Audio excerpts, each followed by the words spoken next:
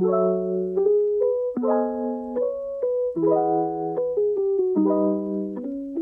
sahabat Nextport, kembali lagi bersama kami Nextport Media. Kali ini menarik banget, saya kedatangan tamu. Beliau ekspor di buah gitu kan, untuk dijadikan jus dan juga ekspor ke luar negeri. Dan salah satu member dari Nextport National Export. Dan kali ini kita berkenalan dengan Bapak Fauzi Hikmah. Selamat datang Bapak di kantor kami. Selamat datang, terima kasih. Bapak Fauzi Hikmah ini luar biasa membangun perusahaan khusus untuk di buah. Udah berapa tahun Pak? Mungkin bisa perkenalkan dulu Pak ke teman-teman Nextport nih, supaya teman-teman juga bisa bergabung ke National Export dan kita promosikan produk-produknya dan kita carikan buyer-buyer di luar negeri. Terima kasih Bapak. Ya, terima kasih. Selamat siang, nama saya Fauzi Hikmah. Kebetulan secara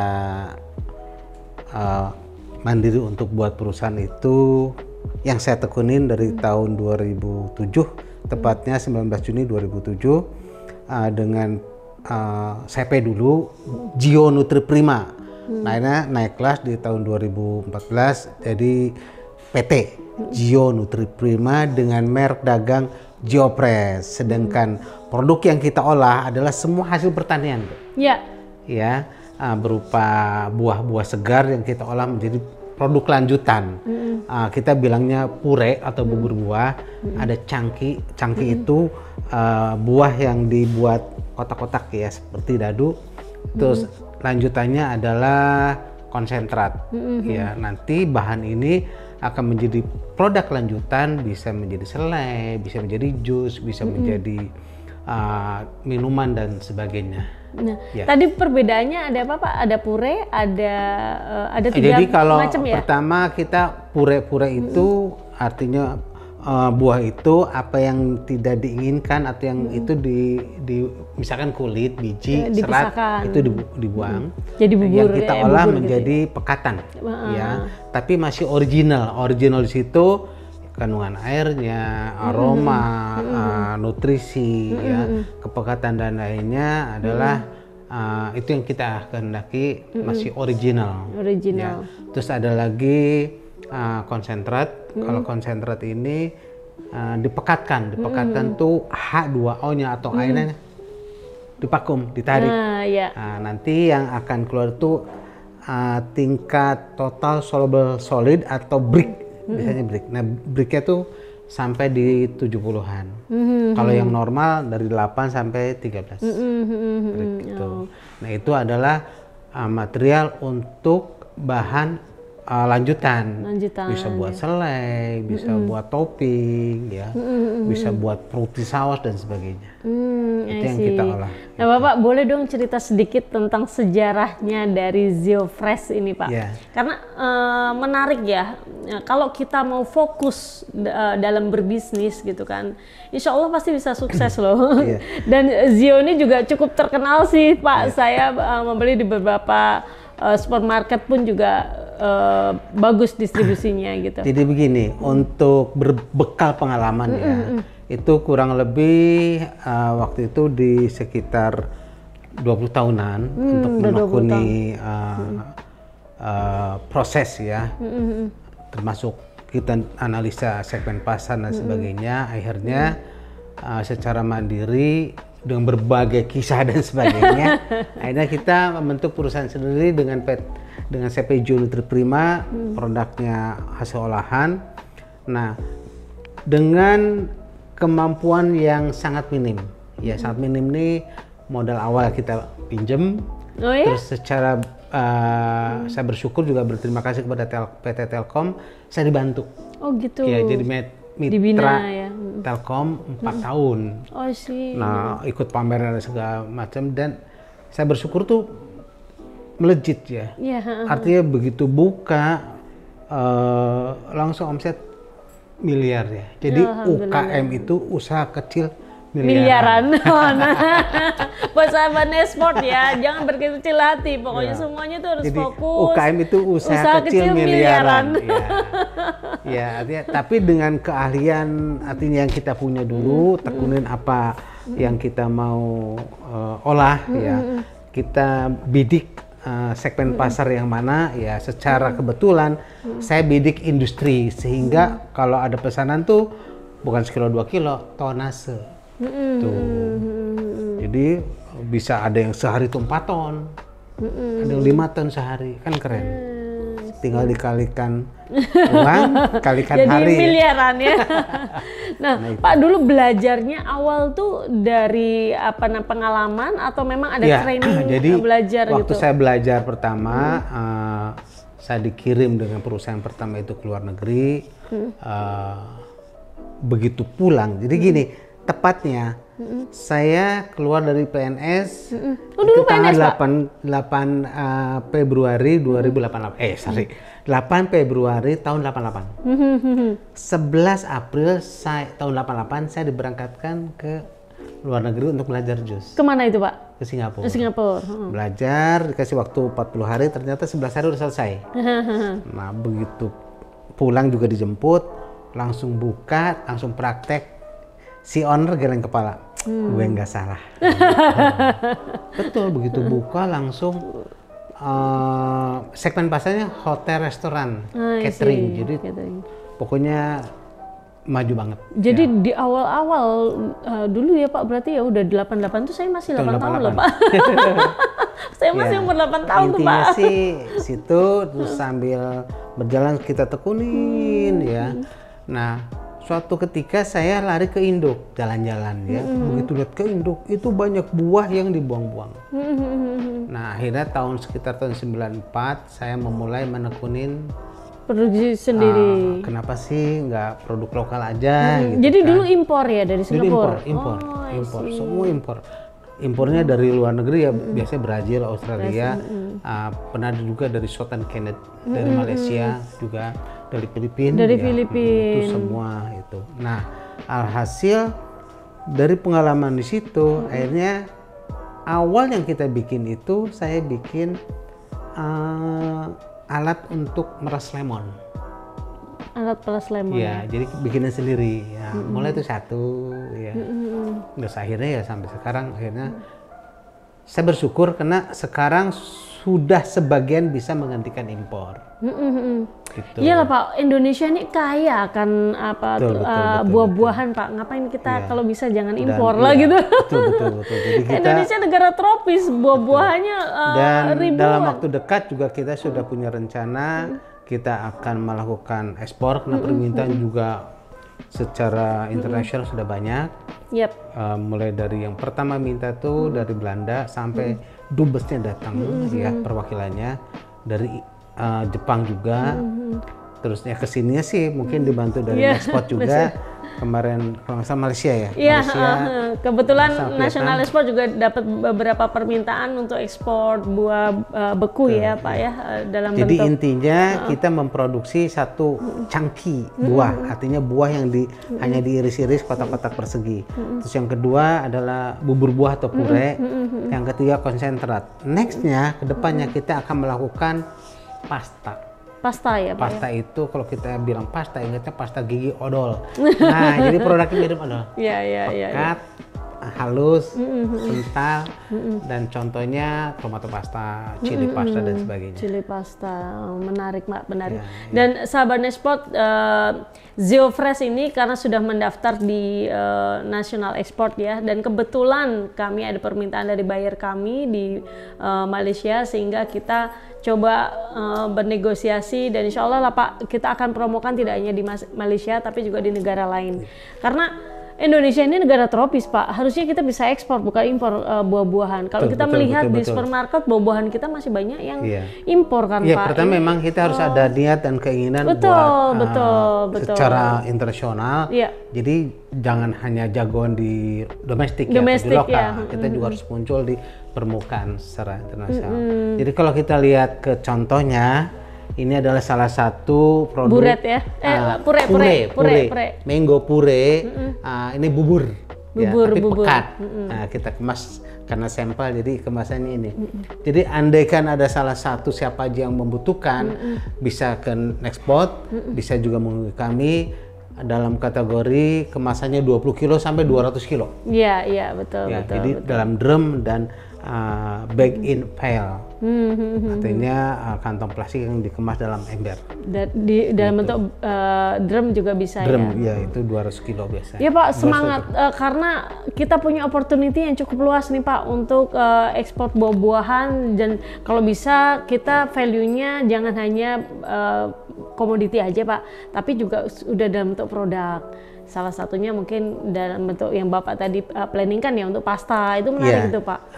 Pasta baik domestik ataupun secara internasional, Selai. peluang pasarnya sangat besar. Ya, kita hanya harus punya kemampuan, artinya menciptakan produk itu harus bagus. Iya betul, ya. betul. Artinya aman, nyaman dikonsumsi. Siapapun yang mengkonsumsi jangan diragukan bahwa Betul, ini betul. akan nyaman dan secara higienis tidak akan ada dampak untuk kesehatan. Iya, Itu aja sih. betul, Itu yang betul. sangat harus diperhatikan gitu. Nah ini Pak, bicara mengenai source ya, suplai buah-buahan yang Bapak produksi itu dari mana aja Pak kalau boleh tahu? Dari daerah mana yang paling banyak? Secara artinya sumber daripada buah-buahan itu secara nasional sebetulnya. Jadi tapi yang paling banyak contohnya jambu ya, jambu merah atau pink guava. Mulai dari beberapa daerah tuh, contoh yang terdekatnya Citayam, Cilebu, Ciampea, Bogor, Cianjur, Sukabumi, Kuningan, Majalengka, Cirebon, Kendal, Semarang sampai Sukoharjo dan Temenggung terjauh. Itu. Terus kalau kelompoknya jeruk ya.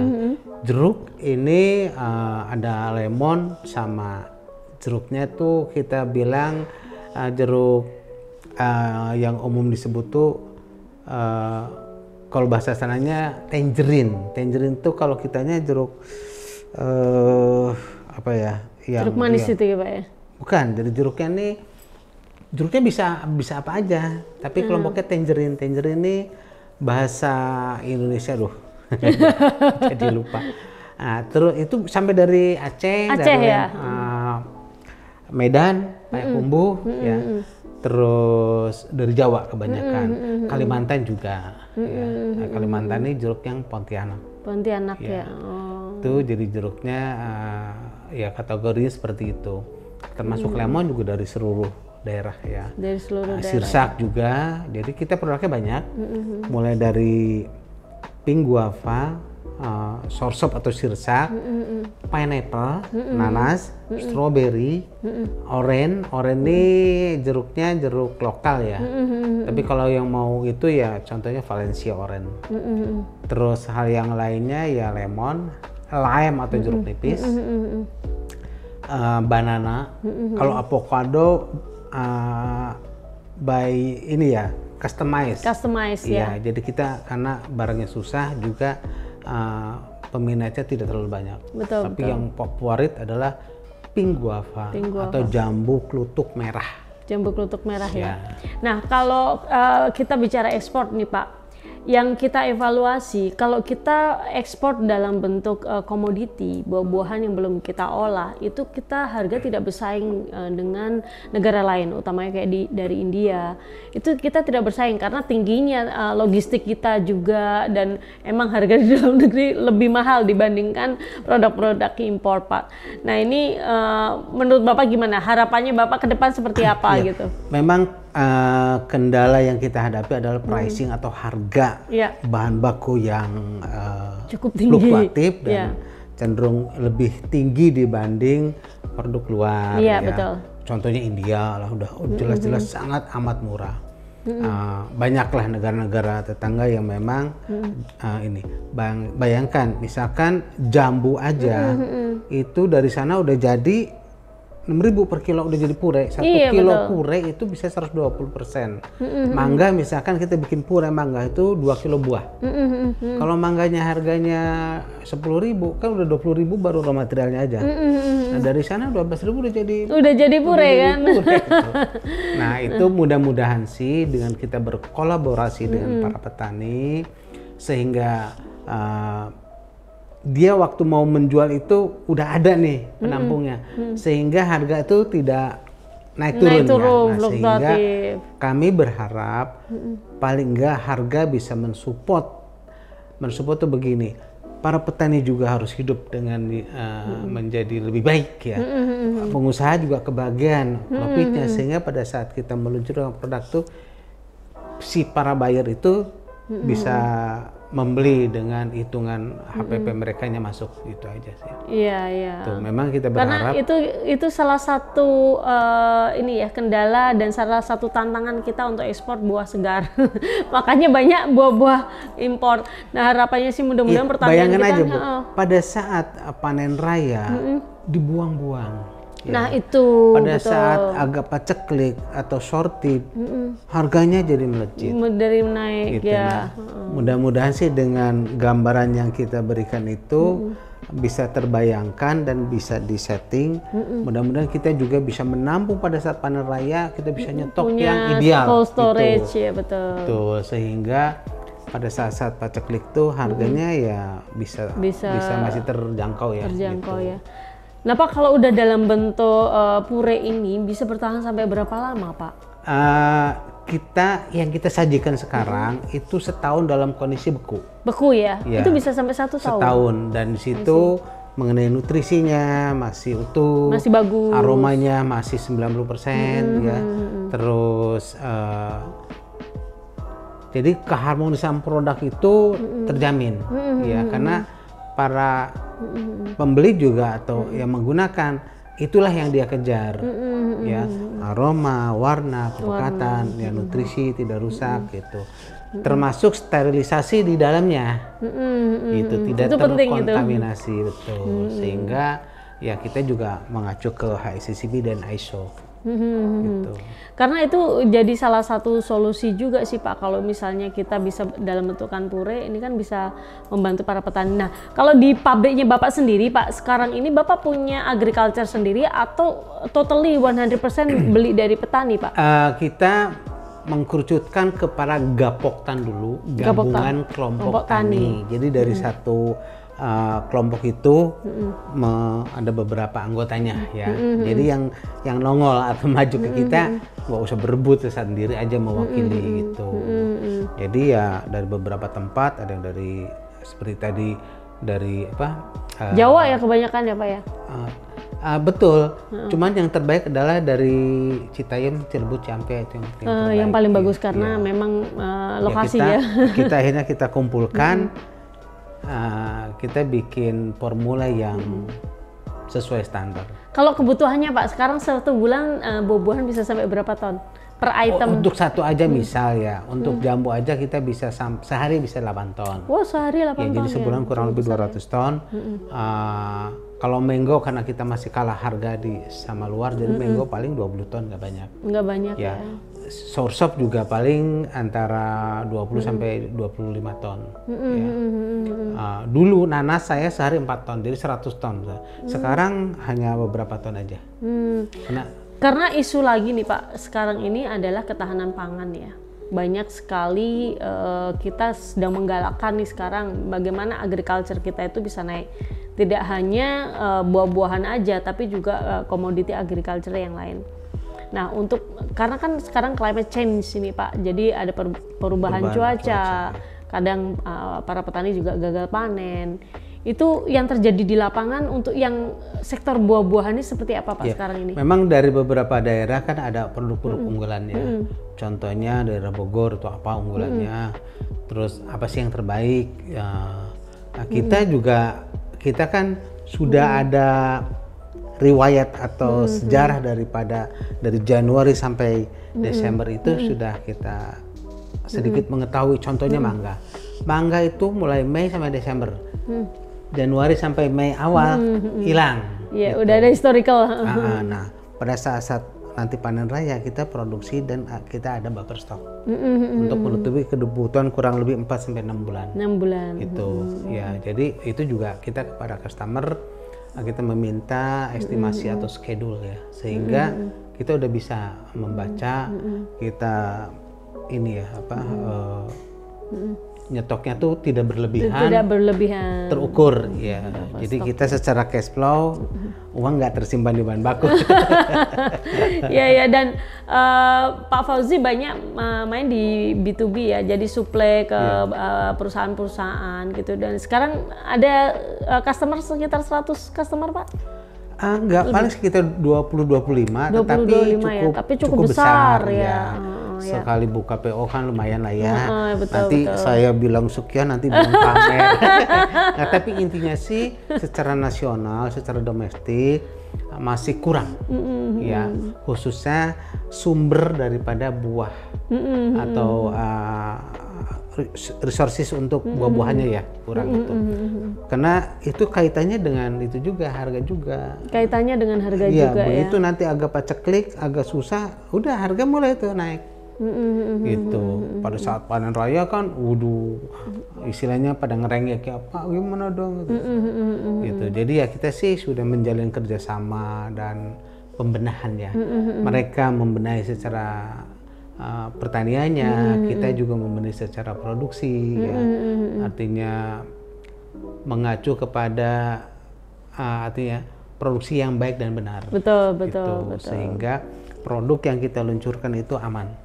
Ya, baik secara kesehatan ya, secara sterilisasi juga ya. Sehingga siapapun customer yang ini dijamin kualitinya. Nah, ini belajar dari Pak Fauzi luar biasa nih, udah 20 tahun lebih belajar tentang buah-buahan dan sekarang sukses menjadi UMKM, usaha kecil miliaran. Ini istilah baru nih Pak Bas saya Pak. Karena kadang-kadang banyak sekali, aku belum bisa nih kalau membuat produk yang bagus gitu. UMKM banyak harus kita bimbing Pak. Dan satu lagi beliau ini semangatnya luar biasa dan jadi binaan dari Telkom dan juga di Kementerian Pertanian ya Pak ya, sehingga banyak sekali terbuka network untuk bisa menjual termasuk ke luar negeri juga gitu ya Pak ya. Betul. Nah, kiat suksesnya Bapak apa nih? Saya mau belajar juga dari Bapak luar biasa. Pertama memang sebetulnya saya kalau secara rinci mungkin kepanjangan, artinya saya membuat 5 poin kiat-kiat menuju sukses. Iya. Yang pertamanya memang kita ini fokus itu membuat gambaran rencana bisnis. Produknya apa, ke arah mana, kan ada ke kuliner, ada ke fashion. Nah, kalau saya produknya olahan. Ya. Dari situ perlu uang nggak sih gitu. Kalau kantong kita tipis, gandeng lah teman, partner, yuk kita bareng kolaborasi ya Pak ya, karena silaturahmi itu membuka pintu rezeki, kolaborasi ya. Yang kedua bikin schedule. Ya, schedule tuh artinya planning nih kira-kira berapa banyak yang akan terjual. Ya. Terus di situ nanti kita lihat kelemahan-kelemahannya, weakness-nya apa, strength-nya seperti apa. Ya, terus saingan-saingan kita seperti apa, kekuatan mereka juga kita tilik gitu. Nah, sehingga poin-poin kalau kita ada lemah nggak kecapai, perlu tindakan koreksi. Pokoknya intinya yang terakhir adalah monitoring dan pengawasan. Ya, evaluasi terus melakukan perbaikan jadi, ruang lingkup pekerjaan dimanapun divisinya itu harus dilihat, artinya semuanya harus efisien.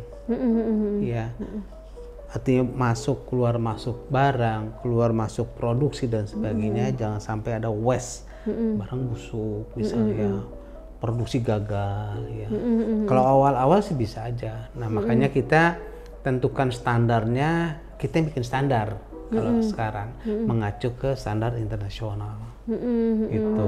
Nah, dari situ nanti yang mengakui orang lain kok, bukan kita sendiri. Kita hanya bisa berbincang-bincang, silakan buktikan gitu. Iya, betul. Kalau produknya ternyata bagus, pasti bisa diterima. Bisa diterima, betul. Jadi tinggal nanti kita setiap tahun tuh bikin planning perencanaan. Misalkan naik berapa persen nih omset, yang dulunya sekian ton, ayo harus sekian ton. Nah, kecapai tidaknya juga nanti tergantung situasi dan sebagainya ya. Menarik Pak, waduh nih saya jadi semangat juga untuk mempromosikan produk-produk Pure, dan ternyata kemarin tuh kebetulan kita ada permintaan, ternyata besar juga ya saya bilang untuk buah ini. Makanya saya tertarik nih untuk menggali gitu kan, apa opportunity ekspor buah-buahan kita. Saya sih pengennya tidak hanya buah-buahan Pak yang kita ekspor, karena kan komoditi harganya tidak bersaing ya dengan negara lain, tapi kita buat value-nya jadi naik. Salah satunya menjadi pure. Pure itu seperti bubur buah yang di freezer dan dikirim ke luar negeri. Memang ada beberapa tantangan-tantangan yang tadi saya bilang, bahwa satu, logistik kita, dan ini sepertinya tugas dari pemerintah juga ya untuk mereduce cost logistik kita Pak. Iya. Karena saat ini logistik masih 22% Pak dari GMP. Sedangkan negara lain cuman 13%. Ini yang harus benar-benar ada upaya, tidak hanya dari pemerintah, juga kita sama-sama juga Pak nantinya untuk memberikan masukan terus ya. Karena pemerintah sendiri sekarang ini juga sudah berupaya sih Pak melalui NLE under Dirjen Bea Cukai membuat suatu sistem sehingga dokumentasi, proses itu lebih cepat lagi gitu. Dan itu bisa jadi harapan semua pengusaha, tidak hanya industri besar tapi juga UMKM, usaha kecil miliaran untuk bisa ekspor ke luar negeri gitu kan. Jadi, dan sebenarnya orang selalu berpikir ekspor itu sulit, ini kalau kita nggak coba, kalau kamu belum belajar, nggak ada kata sulit sebenarnya di dunia ini ya Pak ya. Begitu juga dengan Pak Fauzi yang mungkin dari usaha rumahan awalnya ya Pak ya? Ya artinya untuk mengawali secara pribadi memang dari rumah, dari hanya bikin ala kadarnya, ya. Terus ternyata meningkat, akhirnya kan bukan meningkat lagi, booming. Terus ya kaitannya dulu kan kita untuk alat aja, dulu tuh pakai tenaga nasi. Apa itu Pak tenaga nasi? Manual. Bapak banyak istilah-istilah nih dari UMKM, usaha kecil miliaran. Saya juga mau bilang gitu, apa usaha kecil miliaran, bukan usaha kecil menengah lagi. Nah, jadi situ, akhirnya kan kita meng-create sendiri alat-alat untuk menjadi tepat guna. Jadi bukan alat-alat yang mewah gini, enggak. Tapi efektif, efisien, mudah bongkar pasang, mudah dikontrol, mudah membersihkan, gitu. Jadi secara fungsi efektif. Nah inilah yang bisa mereduce cost. Gitu. Reduce cost ya. Tapi mesin-mesinnya Bapak di pabrik semuanya dari Indonesia atau impor juga Pak mesinnya? Secara efektif, artinya saya bikin desain sendiri. Oh, bikin desain sendiri. Jadi hampir semua alat yang kita punya, kita yang mendesain, walaupun secara teknis kita kasih ke misalkan tukang bubut ya, ke bengkel-bengkel. Kalau di situ ada yang perlu dirahasiakan, itu kita bikin di 2 tempat, di sini satu, nanti kita yang merakit. Gitu. I see. Jadi Bapak nggak ada impor-impor mesin dari luar ya? Ada yang kita nggak mampu, misalkan untuk penggerak motor aja, motor elektrik atau dinamo, termasuk pompa. Pompa juga kita ada yang bikin sendiri Bu. Ada yang bikin sendiri secara sentrifugal. Jadi tapi penggeraknya tetap kita beli yang udah jadi motornya ya. Tapi untuk desain apa seru sih Bu. Jadi kita ya kalau misalnya sukses kan kita bangga. Gitu.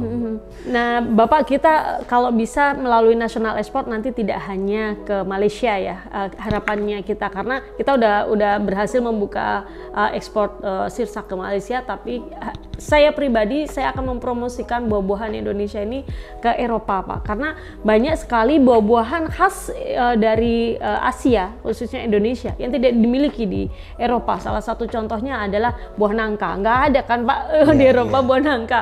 Kemudian kalau mango, banyak negara-negara lain punya. Buah sirsak juga kan tidak ada di Eropa.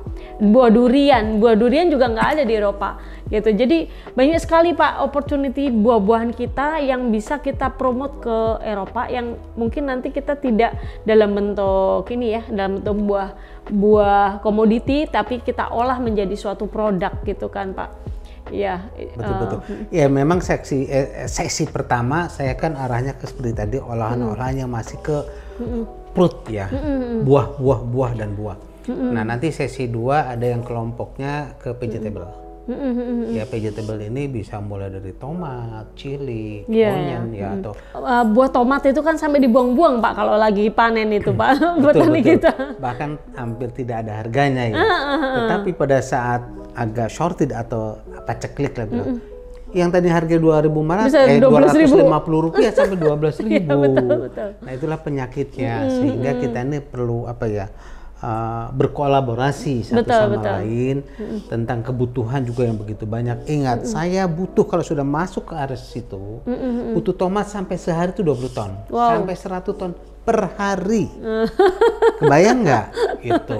Nah, kita harus berkolaborasi ke siapa nih? Ya jago-jagonya kan para petani ya. Betul. Nah, itu mudah-mudahan akan tercapai. Jadi nanti ada produk yang kaitannya dengan vegetable itu ya tomato alias tomat, kedua chili atau cabai ya. Terus yang ketiga adalah onion, bawang ya, bawang merah, bawang putih ya. Itulah yang kategori nanti kita akan contohnya gini, buat apa sih itu? Itu untuk pabrikasi yang melakukan bikin saus sambal, fruity sauce, ya. Sarden. Nah, dan itu dari mana sekarang? Ya, berbicara pertanian chili Pak, kebetulan saya ada pabrik desinfektan. Momok dari pertanian cabai itu kan kalau udah kena jamur layu. Nah, produk HOCL punya saya yang di pabrik itu sangat bagus untuk tanaman layu Pak. Karena kalau udah kena tanaman layu dia kering, dia harus buang kan gitu. Nah, ini buat para petani cabai, kalau misalnya butuh desinfektan yang bisa untuk jamur layu, bisa kontak National Export. Nah, mudah-mudahan sih nggak hanya cabai ya, tapi semua komoditi. Semua bisa untuk agriculture memang semuanya bisa Pak. Kita punya produk desinfektan itu untuk bakteri, jamur dan virus. Jadi untuk para petani siap-siap, satu kelompoknya tomat yang saya volume cukup aduhai, kedua cabai, baik cabai merah, cabai rawit ya. Cabai rawit ya. Terus yang ketiganya bawang, baik bawang merah atau bawang putih. Gitu. Dan kebutuhannya akan sangat banyak. Ya, kami juga mungkin akan berkolaborasi dengan para ahlinya gitu ya, sehingga kebutuhan untuk pabrikasi itu terpenuhin. Nah, Bapak planningnya Bapak ke depan, karena untuk buah-buahan ini sepertinya tidak hanya bisa dibuat jus saja atau selai saja, termasuk puret ini juga, tapi bisa dibuat ke beberapa produk-produk turunan Pak. Mungkin Bapak bisa jelaskan ke teman-teman semua yang lagi nonton sehingga punya bayangan. Pertama, yang masih utuh kita bikin cangkeh atau flake ya. Apa itu Pak? Dibuat kotak-kotak kubus atau dibuat irisan model keripik. Ya, untuk makan. Bisa dimakan langsung, bisa dijadikan keripik. Terus yang kedua, kita bikin bubur buah tadi atau pure. Yang ketiga kelompoknya pasta. Apa sih beda pasta sama pure? Kalau pure itu masih ada serat ya Pak ya? Itu bisa dibuang semua seratnya, tapi apa yang kita inginkan itu utuh, original. Tapi kalau kita masuknya ke pasta, itu H2O-nya atau airnya udah ditarik, terus tingkat kehalusannya lebih halus. Dan pekat gitu. Terus yang kesananya naik sedikit konsentrat. Ya, konsentrat ya lebih pekat lagi. Gitu. Sehingga kalau selai Pak, bedanya tadi? Kalau selai itu kan produk bisa turunan dari buah langsung, bisa dari pure, gitu. Turunannya lagi lagi. Jadi bisa, misalkan ibu mau bikin selai, nggak usah repot-repot, beli pure aja, tinggal diolah ya. Iya, nanti komponennya apa aja, misalkan kurang asam atau kurang manis ya, bisa menggunakan fruktos atau glukos atau pakai sukros atau gula pasir ya, itu semau-mau. Tuh, kalau kurang pekat mungkin bisa pakai pengental yang diizinkan oleh BPOM ya, gitu, sehingga semuanya ya sesuai racikan atau menu atau formula sendiri gitu. Jadi ada pure, konsentrat, ada pasta ya Pak ya. Ada Cangki itu yang untuk keripik-keripik ya. Cangki bisa untuk keripik, bisa untuk es krim. Oh, es krim ya. Bisa untuk yogurt. Yogurt. Iya. Oke. Jadi yang masih ada bongkahannya gitu. Jadi kalau dimakan tuh enak banget. Enak banget. Alami, nature and health. Dan kalau bisa ini Pak, ada dalam bentuk konsentrat itu dalam bentuk bubuk ya? Enggak, bukan. Itu beda lagi. Beda Jadi lagi. naik dari konsentrat itu menjadi powder. Powder. Ya. Nah, powder ada dua sistem.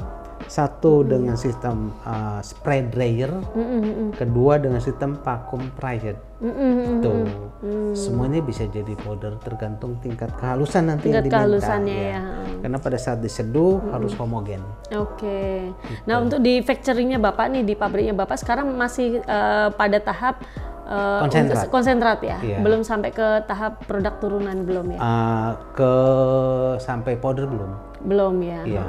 Itu dalam planning sih, mudah-mudahan pertengahan tahun ini akan terrealisasi. Kita lakukan yang terbaik dulu, kapasitasnya juga, dan dalam waktu dekat saya juga dibantu sama ada salah satu perguruan tinggi, katanya mau dikasih hibah. Oh gitu. Untuk ngembangin ya powder, gitu. powder ya. Karena kalau kita memproduksi dengan produk yang punya value Pak, kita tidak hanya komoditi aja, itu hasilnya lebih bagus untuk kita opportunity export juga. Jadi Pak. yang perlu diutamakan pertama keutuhan daripada produk. Yang kita kejar adalah keharmonisan dia punya produk. Apa sih keharmonisan itu? Pertama warna, begitu lihat, masih sesuai aslinya. Ya, Kedua aroma, begitu dibuka, masih enak. wanginya masih. Betul. Terus yang ketiga kepekatan. Kepekatan. Terus yang keempatnya adalah nutrisi. Nutrisi ini memang harus larinya ke laboratorium. Ya, gitu. Nah, itulah yang kita kejar, itu keharmonisan produk sesuai dengan aslinya. Sesuai dengan aslinya ya. Itu yang dijaga oleh perusahaan Bapak adalah quality juga, sehingga services ke customer itu juga jadi bisa kita punya dijaga. motonya good quality, good product, good pricing. Dan good result. UMKM tadi. Usaha kecil miliaran. Usaha kecil miliaran. Nah, terima kasih banyak nih Pak udah sharing ke teman-teman semuanya, dan bisa menjadi salah satu gambaran, oh ternyata agriculture Indonesia ini hasilnya luar biasa kalau kita mau mengolahnya menjadi produk jadi. Kemudian opportunity kita untuk ekspor, utamanya juga buah-buahan, itu sangat besar. Apalagi dengan isu sekarang ini untuk ketahanan pangan, Pak. Banyak sekali terjadi gagal panen dan sebagainya. Ini harus benar-benar kita maksimalkan, Pak, usaha kita untuk meningkatkan agriculture Indonesia dan menghasilkan produk-produk agriculture yang luar biasa gitu. Betul. Jadi kepada para sahabatku, saudaraku semua, yuk kita berkolaborasi. Yang ahlinya di pertanian, silakan kembangkan dengan baik dengan hasil panen yang maksimum dan good hasil panennya. Nah, silakan datang ke tempat kami. Kita akan kerjasama dan kita bentuk satu produk N atau produk akhirnya mau seperti apa. Yap. Nah, sehingga siapapun para petaninya menjadi yang milenial ya dan berhasil gitu. Betul. Mungkin orang akan mengacungi jempol ya, sehingga mulai dari hasil yang maksimum, artinya banyak ya hasilnya tuh enggak, artinya ya memenuhi kriteria lah ya. Makanya para petani pun akhirnya jadi bangga jadi petani, bisa jadi kaya raya, ya terkenal gitu. Kepada siapapun, khususnya para pemuda pun jangan malu jadi petani. Iya loh, ya. Petani itu kaya loh sebenarnya. Jadi petani milenial. Ya. Yang diakui dunia. Iya, gitu. betul. Dengan hasil yang maksimal. Ya. Satu lagi Bapak, kemarin kita juga ada membernya kita yang dia penghasil petani durian, Pak. Mungkin nanti kita bisa kolaborasikan ya, Pak. Durian. Betul. Secara teknis ke saya memang banyak ya, banyak yang minta durian. Cuman begitu saya mau ngolah, tempatnya harus khusus. Oh, tidak harus semua menambah karyawan, lagi ya. Tidak semua karyawan tahan dengan bau durian. Memang harus dibuat khusus buat durian. tidak mengkontaminasi aroma dengan yang lain sehingga harus spesial. Spesial. Dan itu juga sangat amat banyak. Nah, sangat banyak. Pokoknya tonan ya. Tonan ya. Nah, teman-teman juga yang belum mendaftar ke National Export, para petani khususnya, karena banyak sekali Pak yang mengkontak saya, Bu Devi saya bisa nggak sebagai membernya National Export ini ada saya mau buah manggis, kemudian saya ada juga buah jeruk gitu kan. Silahkan daftarkan ke www.nexport.id. Kita akan bantu untuk mempromosikan, menyalurkan ya ke salah satu partner-partner kita. Salah satunya adalah Pak Fauzi, ke perusahaan beliau juga siapa tahu bisa suplai dengan buah-buah manggis dan sebagainya macam Pak. Dan kita juga akan promokan juga ke luar negeri Pak, karena memang fokus dari National Export ini kita tidak hanya membantu teman-teman untuk distribusi dan promosi produk di dalam negeri, tapi juga kita ke luar negeri. Dan kita memang insya Allah dalam waktu dekat ini kan kita membuka showcase produk di Malaysia, di Turki yang udah tuh Malaysia, Turki, Poland dan Rusia Pak. Di Moskow. Insya Allah ini bisa menjadi jalan teman-teman semuanya untuk mempromosikan produk-produknya dan kita bantu melalui nexport.id. Dan jangan lupa untuk menjadi member kita juga free. Pak, kita benar-benar semangatnya untuk membantu teman-teman semuanya. Ya, terima kasih banyak loh Pak Fauzi, luar biasa. Lagi, yuk kita bangkit, semangat untuk ketahanan pangan Indonesia dan sukses untuk pertanian Indonesia. Oke, see you, bye-bye.